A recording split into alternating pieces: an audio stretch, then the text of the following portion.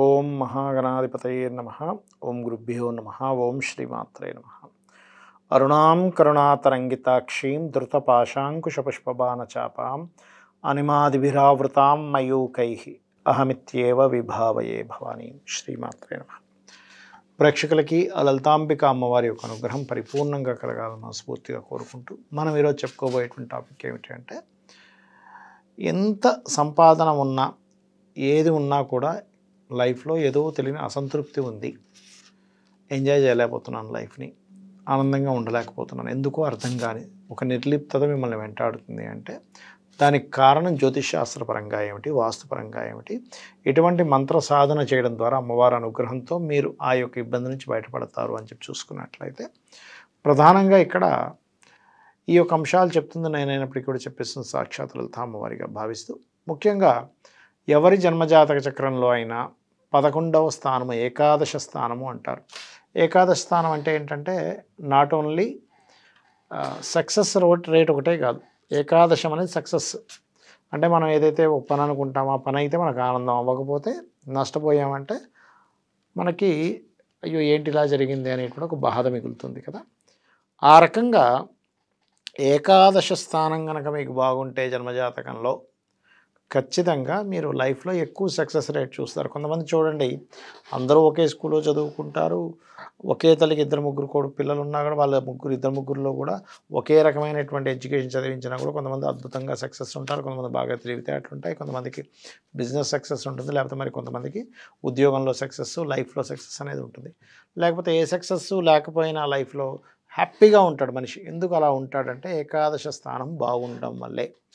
లగ్నము నుంచి 11వ స్థానంలో గ్రహాలు ఎలా ఉన్నాయి, 11వ అధిపతి ఎలా ఉన్నాడు అనే దాని మీద ఆధారపడి ఉంటుంది.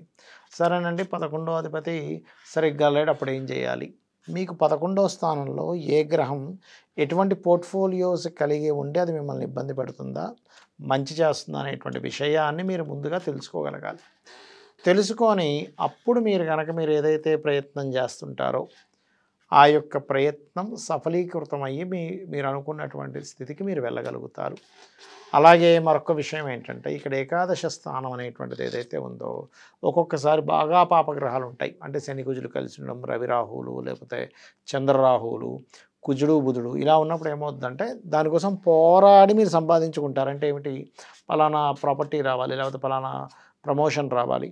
అందుకని ఏం చేయాలి, ఏకాదశంలో ఏ గ్రహాలైతే ఉన్నాయో ఆ గ్రహాలకు సంబంధించిన దానం ఇవ్వండి, గుర్తుపెట్టుకోండి. అంటే అలాగా రవి ఉన్నాడు గోధుమలు, చంద్రుడు బియ్యము, కుజుడు కందులు, బుధుడైతే పెసలు, అదేవిధంగా గురువైతే శనగలు, శుక్రుడైతే బొబ్బర్లు, శని అయితే తెల్ల నువ్వులు, రాహువైతే మినుములు, కేతువైతే ఉలవలు. దానికి సంబంధించిన దానం కూడా అంటే రవికైతే ఎరుపు వస్త్రము లేదా ఆరెంజ్ కలర్ వస్త్రము, చంద్రుడికైతే తెలుపు వస్త్రము బియ్యంతో పాటు కలిపి, అదేవిధంగా కుజుడు అనుకోండి ఎరుపు వస్త్రము, బుధుడైతే ఆకుపచ్చ రంగు, మన గురువైతే పసుపు రంగు, అదేవిధంగా శుక్రుడైతే తెలుపు, శని అయితేనేమో నీలము రంగు లేదా నలుపు రంగు, రాహువు అయితే సిమెంట్ కలరు, కేతు అయితే చిత్రవర్ణము అంటారు. అంటే ఈ యొక్క దానంతో పాటు ఇవి ఇస్తూ మీ జాతకంలో మహాదశ అది వచ్చింది ఉదాహరణకి, అలాంటప్పుడు ఆ మహాదశ ఎంతకాలం ఉందో అంతకాలం అంటే రవి అంటే 6 సంవత్సరాలు ఉంటాడు, చంద్రుడు 10, ఇలాగ ఒక్కొక్క మహాదశ ఇన్ని సంవత్సరాలు ఉంటుంది. అలాంటప్పుడు మరి అన్ని సంవత్సరాలు ఇవ్వాలా, లేకపోతే ఒక 7 సార్లు ఇస్తే సరిపోతుందండి? మీకు షార్ట్ టర్మ్ అయితే ఒక 7 వారాలు ఇస్తే సరిపోతుంది.